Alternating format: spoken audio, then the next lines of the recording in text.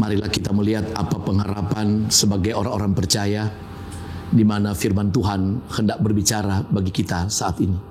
Di mana firman Tuhan yang menjadi perenungan di awal tahun ini diambil dari kitab Yehezkiel pasal 36 ayat 22 hingga ayat ke-38. Begini isi bacaan firman-Nya. Oleh karena itu, katakanlah kepada kaum Israel, beginilah firman Tuhan Allah. Bukan karena kamu aku bertindak, hai kaum Israel, tetapi karena namaku yang kudus, yang kamu najiskan di tengah bangsa-bangsa di mana kamu datang. Aku akan menguduskan namaku yang besar, yang sudah dinajiskan di tengah bangsa-bangsa, dan yang kamu najiskan di tengah-tengah mereka, dan bangsa-bangsa akan mengetahui bahwa akulah Tuhan. Demikianlah firman Tuhan Allah.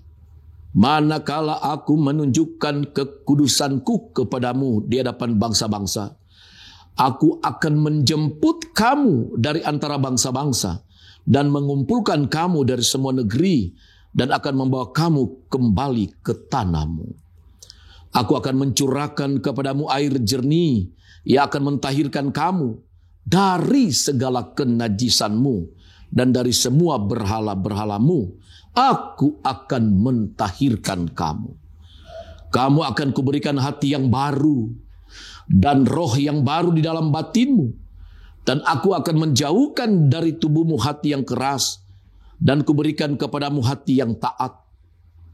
Rohku akan kuberikan diam di dalam batinmu, dan aku akan membuat kamu hidup menurut segala ketetapanku dan tetap berpegang pada peraturan-peraturanku dan melakukannya.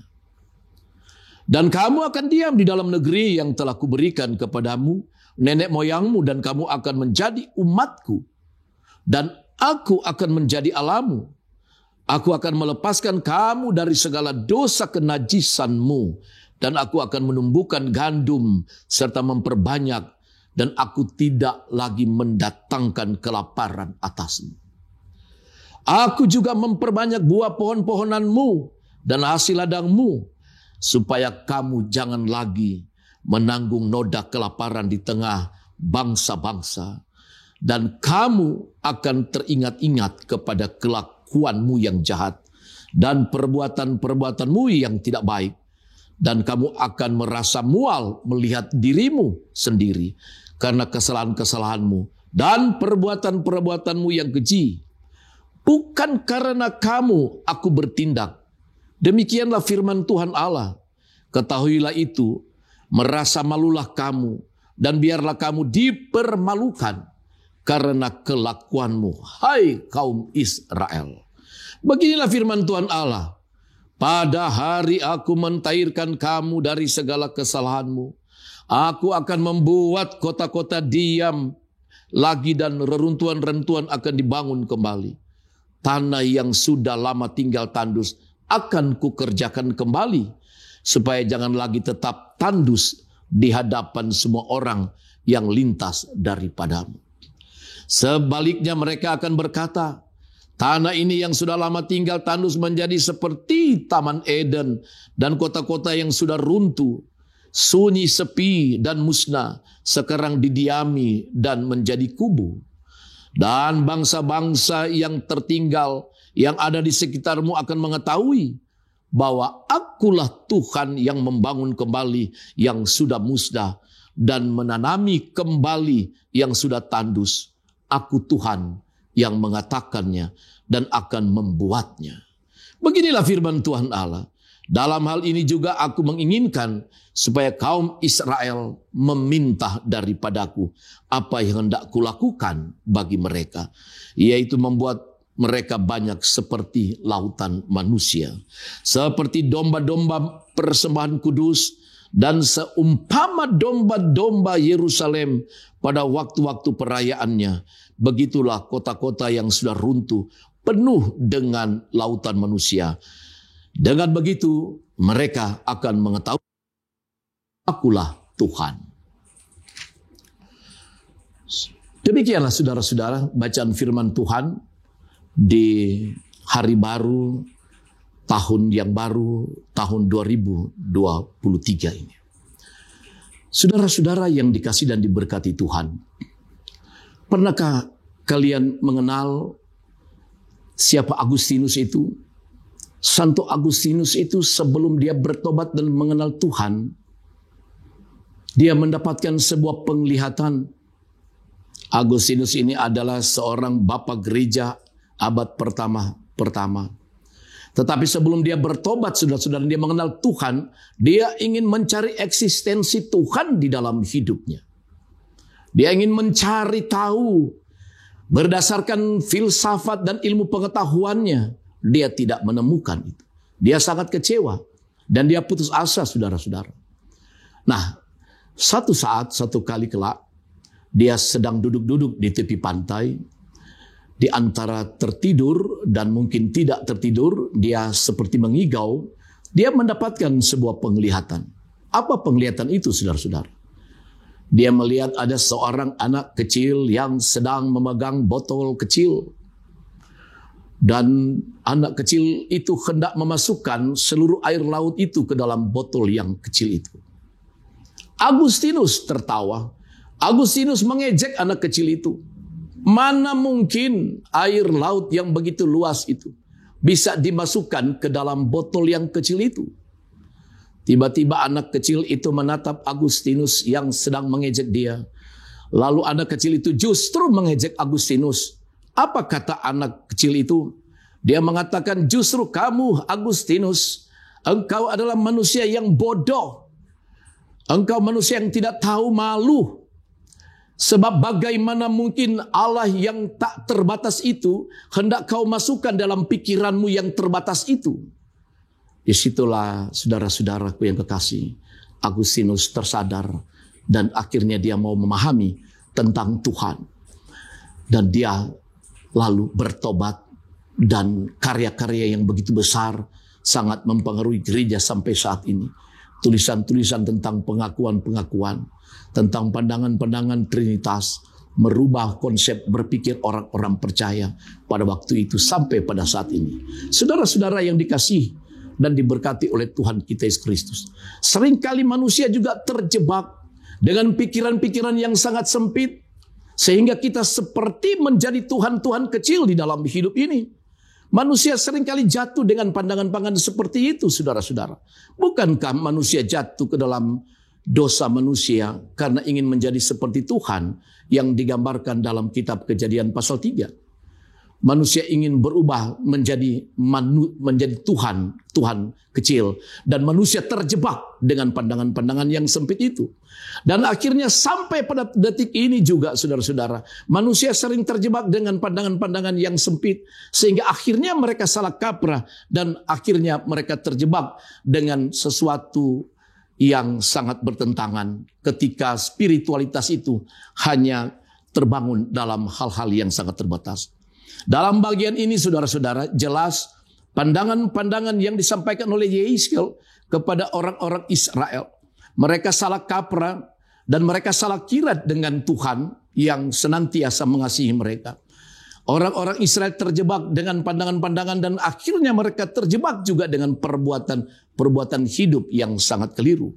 Dan itulah sebab Yehezkiel yang hadir di tengah-tengah kehidupan umat Israel yang bersama-sama dengan mereka terbuang dalam pembuangan di Babilonia.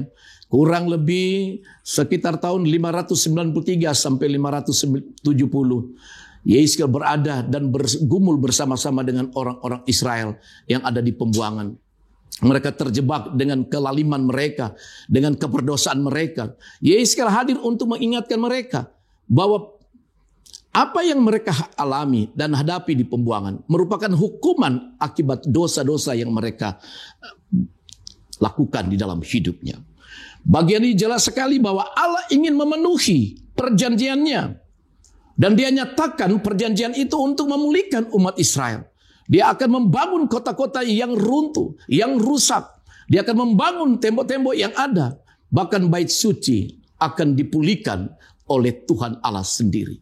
Bahkan orang-orang Israel sendiri pun Tuhan akan ubah. Di sana dinyatakan dia akan mengubah hati manusia, hati orang-orang Israel dengan hati baru dan roh yang baru. Itu dinyatakan luar biasa dalam bacaan ini. Tetapi ingat saudara-saudara, sekali lagi bahwa Tuhan Allah memenuhi perjanjiannya itu bukan karena keinginan manusia. Bahkan bukan kehendak manusia. Kemudian Allah ingin bertindak.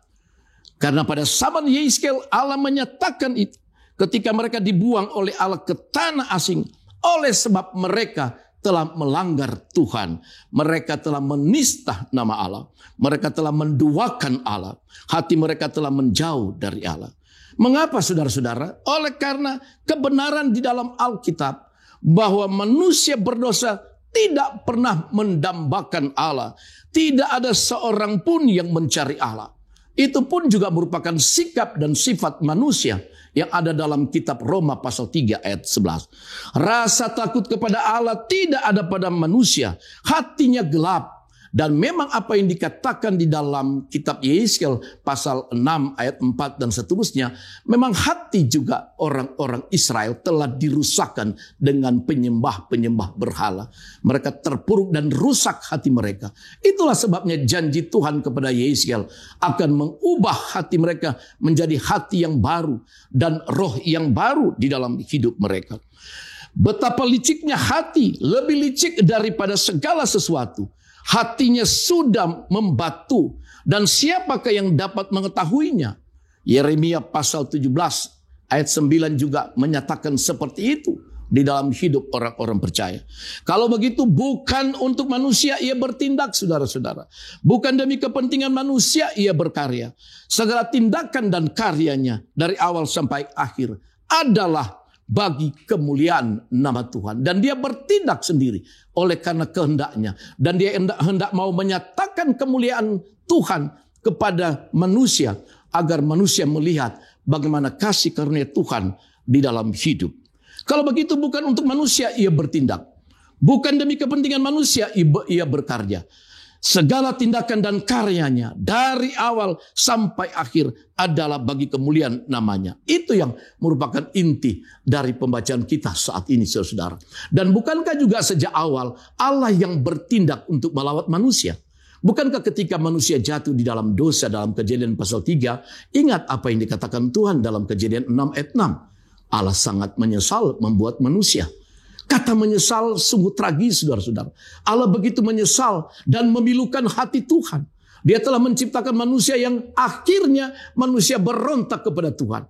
Tetapi catatan sejarah mencatat dan memberi kita sebuah pemahaman dan pengetahuan bahwa Allah datang dan menyelamatkan manusia. Itu berarti Tuhan sendirilah yang datang. Inisiatif Tuhan. Allah yang transenden. Allah yang tidak bisa terjangkau, yang kemudian menjadi imanen saudara-saudara di dalam Kristus Yesus agar manusia mendapatkan keselamatan daripada Tuhan. Saya sempat bercakap-cakap dengan orang-orang saudara-saudara. Apakah Anda percaya Tuhan Allah? Percaya. Apakah Anda yakin Allah bisa berubah wujud menjadi batu-batu dan tumbuh-tumbuhan dan pohon-pohon? Bisa. Bukankah Dia Allah yang Maha Kuasa? Dia Allah yang Maha Pencipta. Dia bisa menjadikan segala sesuatu baik adanya. Dan dia bisa berubah wujud. Kalau dia berubah wujud menjadi angin, bisa. Bukankah dia Allah yang berkuasa? Segala sesuatu dia yang nyatakan. Dia bisa berubah wujud menjadi angin.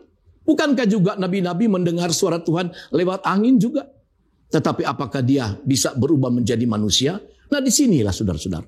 Persoalan yang sering kali digumuli oleh manusia. Allah yang berubah wujud menjadi manusia di dalam Yesus yang kita iman. Dia bukan sekedar saja sebagai nabi. Dia bukan sekedar saja sebagai manusia. Tetapi dia adalah Allah yang hidup. Allah yang menyatakan dan merendahkan diri agar manusia dapat menerimanya. Itulah keselamatan yang dinyatakan Tuhan. Dengan demikian kita pahami bahwa Allah sendiri yang menginisiatif turun dan datang. Dia yang tak terbatas. dia yang tak bisa dijangkau, akhirnya bisa dijangkau oleh manusia. Saya dan saudara-saudara diselamatkan oleh kasih karunia. Oleh sebab itu ketika dia menyatakan kepada Yehezkiel bahwa ini adalah inisiatif Tuhan, bukan karena keinginan manusia, bukan karena kehendak manusia sehingga dia datang untuk menyelamatkan orang-orang Israel dan dipulihkan. Bahkan janji Tuhan yang luar biasa. Dia hendak merubah hati manusia. Hati yang keras, hati yang membatu. Dia berubah menjadi hati yang bersih, hati yang baik, hati yang berasal dari Tuhan. Bukankah Rasul Paulus pernah ingatkan dalam 1 Korintus pasal 3 ayat 16 bahwa setiap orang-orang percaya yang telah menerima jalan keselamatan kepada Yesus, di dalam hatinya ada roh Allah, bait Allah, ada di dalam setiap hidup orang-orang percaya. Sehingga benar dikatakan dalam ayat 12, entahkah orang membangun di atas dasar ini dengan emas, perak, batu permata, kayu, rumput kering, atau jerami. Sekali kelak pekerjaan masing-masing orang akan diuji oleh api itu. Dengan demikian hati kita sebagai orang-orang percaya telah diubah oleh kuasa yang baru yang menyelamatkan kita. Dan itulah kuasa yang akan membaharui kita ketika kita berada di tahun yang baru, tahun 2023 dalam perjalanan ini. Ingat saudara-saudara, dalam hati kita ini ada kuasa Tuhan yang mengubah hidup setiap orang percaya. Bagaimana kita mau meletakkan kasih dan kuasa Tuhan di dalam hidup ini. Sehingga dalam perjalanan pengembaraan ini, perjalanan siara di tahun 2023 ini, kita selalu mau meletakkan pengharapan itu kepada Tuhan. Karena Dia yang telah datang, yang mau menyelamatkan, memanggil saudara-saudara dan saya agar kita selalu berbuah di dalam hidup. Oleh sebab itu ketika kita menyadari hati kita telah diubah, mari kita menerima itu dan menyambut dalam sukacita. Sehingga setiap hati orang-orang percaya akan berbuah dan akan senantiasa menjadi berkat di tengah-tengah perjalanan kehidupan kita. Hati setiap manusia itu dinyatakan Tuhan. Dalam sebuah ilustrasi yang ada saudara-saudara, hati manusia itu terdiri dari 3 suara hati. Ada suara hati indek, suara hati pindek, dan suara hati yudek. Suara hati indek adalah suara hati yang selalu memberi peringatan. Suara hati pindek adalah suara hati yang selalu menuntut kita. Dan suara hati yudek adalah suara hati yang selalu menghukum kita. Saudara-saudara ingin membuktikan bagaimana cara kerja suara hati yang Tuhan baharui dalam hidup manusia? Begini saudara-saudara. Saya pernah waktu masa-masa remaja, ya, saya ingin suka sekali mengambil rambutan orang lain. Waktu keinginan itu muncul dalam hati, suara hati indek sudah berbicara. Dia sudah memberi peringatan, jangan Duki, jangan. Itu mencuri, itu mencuri. Itu suara hati yang berbicara dalam hati kita, saudara-saudara. Hati yang sudah dibaharui, hati yang selalu diberi peringatan-peringatan. Suara hati indeks sudah memberi peringatan, jangan mengambil itu milik orang lain. Jangan mengambil itu mencuri. Tetapi karena dasar pada waktu itu kami masih remaja, suka sekali mengambil rambutan milik orang lain. Kami naik pohon dan memetik rambutan itu. Ketika selesai memetik, suara hati pindek menuntut kita. Kamu sudah mencuri. Kamu sudah mencuri. Kamu sudah mencuri itu. Pindek itu berbicara, saudara-saudara. Tetapi dasar kita tidak mau juga mendengar. Akhirnya kita kupas rambutan itu. Dan kita makan. Dan ketika kita makan hasil curian, akhirnya suara hati yudek berbicara. Suara hati hukuman. Itulah sebabnya sampai pada hari ini, ketika melewati lokasi lingkungan di mana pohon rambutan itu masih ada sampai sekarang, suara hati yudek selalu menghukum untuk mengingatkan bahwa kamu pernah mencuri tempat itu. Kamu telah mencuri tempat itu. Saudara-saudara, dalam buku Seksologi di Amsterdam, dia pernah mengungkapkan begini. Orang yang sudah pernah berselingkuh dan berbuat jahat, suara hati yudek selalu menuntut terus dan menghukum terus. Dia menghukum kemanapun kamu pergi. Dan tidak akan pernah terlupakan. Karena suara hati yang Tuhan baharui kita tidak indahkan. Hanya dengan kuasa yang baru, kuasa yang memulihkan kita, akan membaharui setiap orang percaya. Di tengah-tengah kita berkumpul untuk menghadapi tahun-tahun yang berat ini. Tahun 2023 dengan prediksi-prediksi pakar-pakar ekonomi global. Ketika kita akan harus menghadapi krisis global, krisis ekonomi Ya, krisis moneter yang sangat berat. Tetapi di dalam Tuhan kita harus tetap setia dalam ketekunan dan kedengar-dengaran kita kepadanya. Bagaimana kita harus menempatkan hati kita ini kepada Tuhan. Karena Tuhan yang sudah membaharui kita, saudara-saudara. Oleh sebab itu, marilah kita di tengah-tengah pergumulan dunia yang sangat berat, dengan berbagai tantangan-tantangan dan tuntutan-tuntutan hidup, kita akan selalu berbuah di dalam hidup. Sehingga tahun 2023 yang akan kita jalani, sekalipun tahun yang tentu kita tidak tahu persis apa yang akan terjadi, tetapi di dalam Tuhan sesuai dengan janjinya, ada kasih dan kuasa yang dibaharui dan keselamatan yang Tuhan nyatakan. Apabila Tuhan menyatakan kasih dan kuasa, apabila Tuhan mau menyelamatkan kita, tidak ada satupun manusia yang akan dapat menghalangi. Kalau Tuhan sudah pilih kita, Tuhan akan juga memberkati kita. Dan kita keluar dari berbagai kemulut-kemulut hidup. Ingat saudara-saudara, harga bola basket itu hanya $18. Tetapi di tangan Michael Jordan, bola basket itu berubah menjadi $28.000. Kepada tangan siapakah Tuhan percaya, saudara-saudara? Kepada tangan yang di mana Tuhan berkenan, maka orang-orang itu juga akan mampu untuk mengatasi problem dan persoalan. Bola baseball, saudara-saudara, hanya $12. Tetapi di tangan MacArthur Kane, dia bisa berubah menjadi $94.000. Kepada tangan siapa? Raket tenis di luar sana, saudara-saudara, sangat murah. Ada $14, saudara-saudara, maksudnya. Tetapi di tangan Venus Williams, dia berubah menjadi $142.000, saudara-saudara. Kepada tangan siapakah Allah berkenan untuk memakai tangan kita, untuk menjadi berkat di tengah-tengah perjalanan hidup kita? Saudara-saudara, tongkat mungkin di rumah kita begitu banyak, saudara-saudara. Mungkin bisa dipakai untuk memukul kucing, memukul anjing.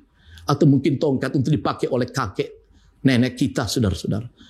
Tetapi di tangan Musa, saudara-saudara, tongkat itu mampu membelah Laut Tiberias. Dan kemudian orang-orang Israel, mereka boleh menyeberang keluar dari tanah Mesir menuju ke tanah perjanjian. Itu saudara-saudara. Kepada tangan siapakah Tuhan percaya? Hanya kepada tangan kita sebagai orang-orang yang selalu memberi diri kepada Tuhan. Ingat, KTPL itu hanya permainan, mudah didapat. Tetapi di tangan Daud, saudara-saudara, KTPL mampu membunuh Goliat yang sangat besar. Kepada tangan siapa Tuhan percayakan untuk menyelamatkan manusia dan dunia yang semakin terpuruk? Kepada setiap orang yang membuka tangan kepada Tuhan. Ingat saudara, ikan dan roti di pasar 45 sana dan berbagai pasar itu sangat murah. Tetapi di tangan Yesus 5 roti dan 2 ikan mampu memberi makan 5.000 orang, saudara-saudara. Paku di mana-mana ada, saudara-saudara, untuk membetulkan kursi, membetulkan meja, membetulkan jendela dan sebagainya. Tetapi di tangan Yesus, paku itu berubah menyelamatkan dunia dan manusia, menebus segala dosa-dosa kita dan saudara-saudara. Kepada tangan siapa Allah berkenan? Allah senantiasa turun untuk senantiasa membantu manusia untuk menyelamatkan kita.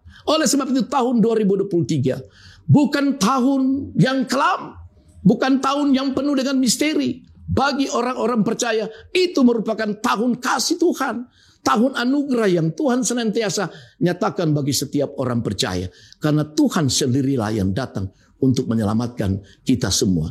Itulah sebabnya pengharapan kita di tahun 2003 adalah persiapan kita sebagai orang-orang percaya yang dibaharui ketika dalam rangka penantian akan kedatangan Dia yang kedua kali.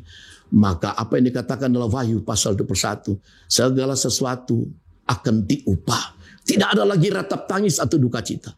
Segala sesuatu dijadikan baru. Dan kita akan dibaharui sesuai dengan janji Tuhan ketika orang-orang Israel diubah hatinya dengan roh yang baru dan hati yang baru. Maka marilah di tahun 2003 kita menerima penyelamatan itu dan kita serahkan segala totalitas hidup kita ini hanya kepada Tuhan dengan rencangan-rencangan dan rencana-rencana yang indah di dalam hidup ini. Tuhan memberkati kita dan selamat kita menikmati hari-hari baru di tahun yang baru, tahun 2023 ini. Haleluya, puji Tuhan. Amin.